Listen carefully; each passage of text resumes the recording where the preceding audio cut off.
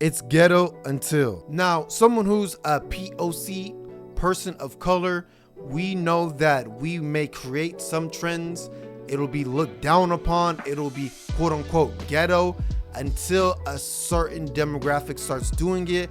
And then it's like, oh my God, it's great. McDonald's and Walmart, here I come. This is a culture I'll never understand. Black fatigue. Notice the pattern? 20 minutes later. Hey, turn up, turn up. Yes, girly, get it. This is the way. Social anxiety is scared of. I'm not gonna lie, I love the ravers because they just be flailing and throwing their bodies around, and everyone's like, yes, they got rhythm. They got zero rhythm, but they're having fun, is which I love, and they don't care if people are judging them or not. Bro, say it with me, you guys. Everything is ghetto until a white person does it. In 2025, scrolling the internet as a black person will have you drained. I mean, we can see the most wholesome videos of our people just having fun, laughing, enjoying life. Meanwhile, you open up that comment section and man, you would think it's a goddamn Klan rally. Now, in my opinion, I don't like using the word ghetto because just throughout history and time, everything that was once deemed ghetto for black people is the standard nowadays. These Hanes little boys tanks are as good as everyone says they are. I'm gonna be shocked. Apparently Kendall wore them to a Knicks game. I don't know if that's actually true, but they do look pretty similar. Guys, I'm freaking. It's not too cropped. It's like kind of sheer, which I like. I probably wear it like this, very effortless, but like kind of sexy. And I've also been seeing a lot of people layering tanks, which I think is perfect. Layering tanks is crazy. Layering tanks is insane. But this, I never knew it was ghetto to wear a tank top. That's just what you wear underneath the t-shirt, right?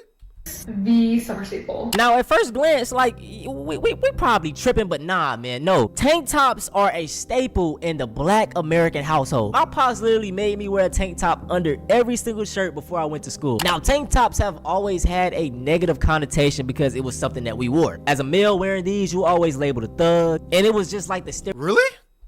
I never knew that. stereotypical thing for a black person to wear. It's just so funny because I don't know how out of the loop you have to be to have just discovered a white tank top. Like, damn, your privilege is that good.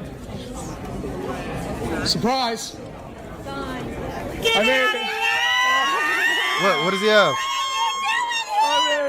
I made it.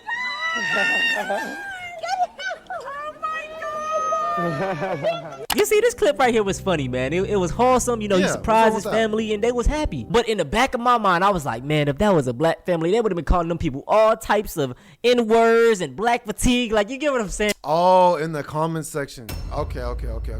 Yeah, internet culture right now is kind of weird where, I don't know. Honestly, I think it's bots though. It's either bots or the CIA or the FBI, whichever one, right? And they're just adding these bots to cause discourse between communities. I'm not gonna lie to you. At this point, I really do. Yes, there's people in there, real people, but I think like a majority of it is bots. I kid you not. I swear. Like on Twitter, bro, I'm like, damn, bro. There's no way a real human being typed all this BS. There's no way. And we all go at once. Hoodlums. Sick plan. Sick plan. Oh yeah.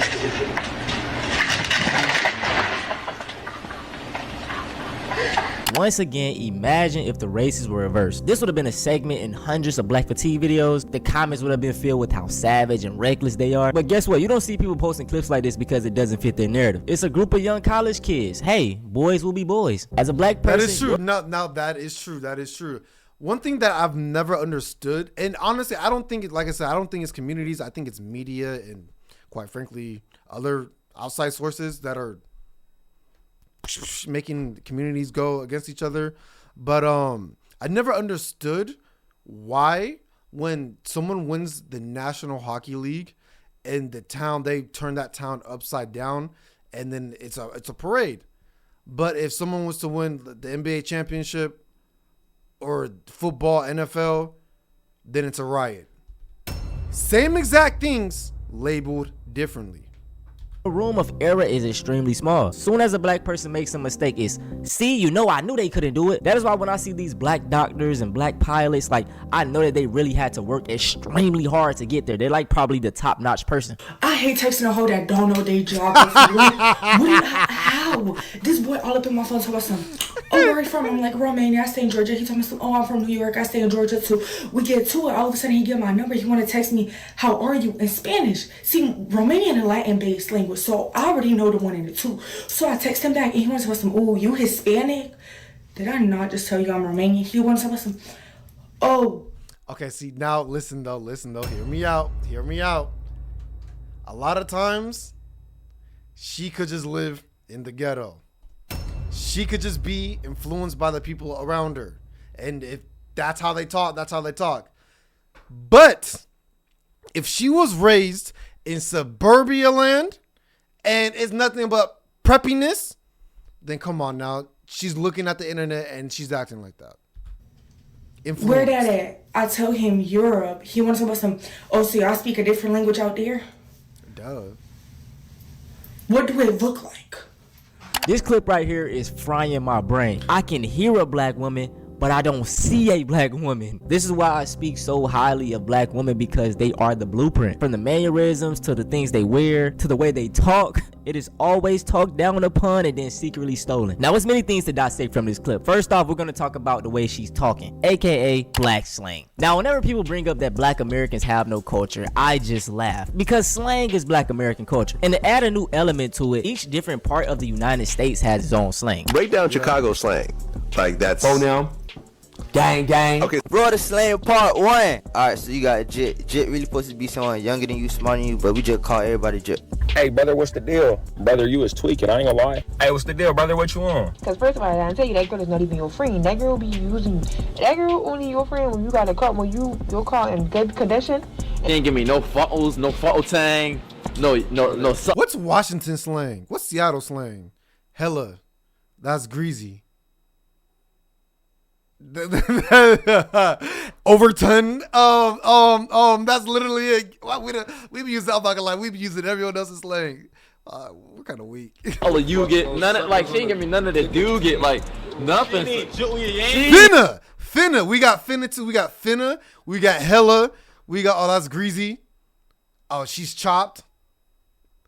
I think, yeah, that's it. That's my yang. Real quick, all my Baltimoreans, the y'all got going on? Listen, we can all admit slang is very cool, but it was a time when it wasn't. Whenever we used to use these words, we're always deemed unintelligent, babble talk, can't speak proper English. You know, it was always negative connotations. And I'm chimpanzee chatter. Speak for myself and pretty much a lot of other black Americans. We don't care that other cultures use black slang. The problem is we do not get credit. They try to come in and be like, oh yeah, we all made this together. The same way they're trying to rename black American slang into Gen Z slang. All right, Gen Z slang at it again. I have never heard of these terms in my entire life until today, and I have to share with you guys. Two-man. I'm going on a two-man tonight. You tell me what you think two-man is. X is bop, which means for the streets.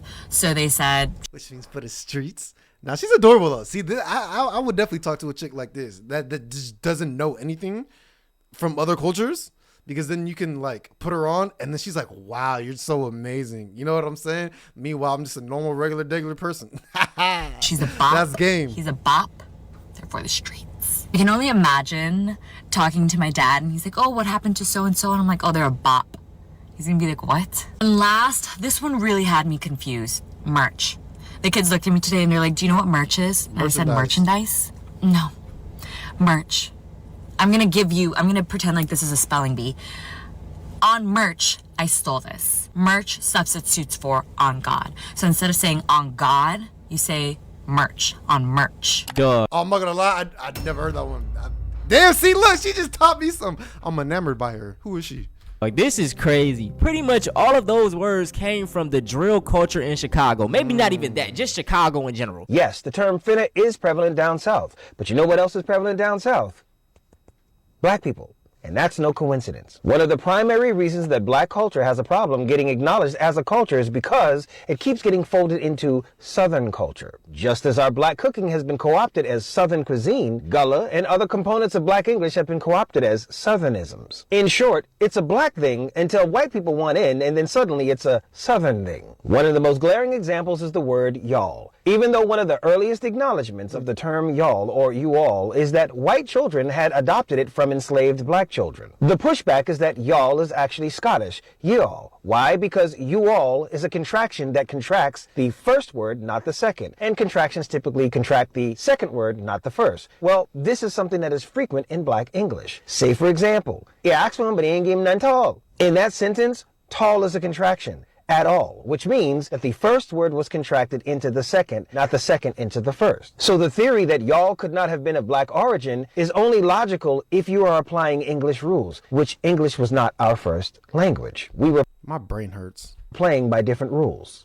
Let's keep it a buck. The southernizing of black culture allows white people to take ownership of things without properly acknowledging its creator. That brother broke it down perfectly. Now, I'm not going to spend too much time. He was spitting, I don't know what, but he was spitting that hot heat on this slang topic because I have a whole video on it. The video is mad short though. It's only 5 minutes. I'll probably do a part 2 soon, but yeah. Now, the next segment we're going to talk about is skin color. Throughout all of history, being lighter or just even being pale was the standard for godliness. But in 2025, man, oh man, have things changed. She looks crazy. Come on now. Chat, I'm all for like a good bronze, a good tan, but like let's just be realistic, gang. Like you look like a Oompa Loompa, dog.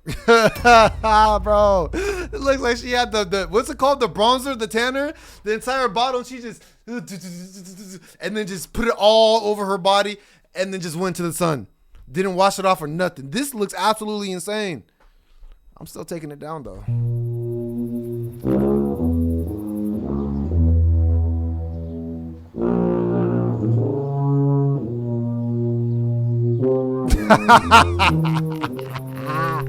No one thinks my tan is natural. Of course it's not.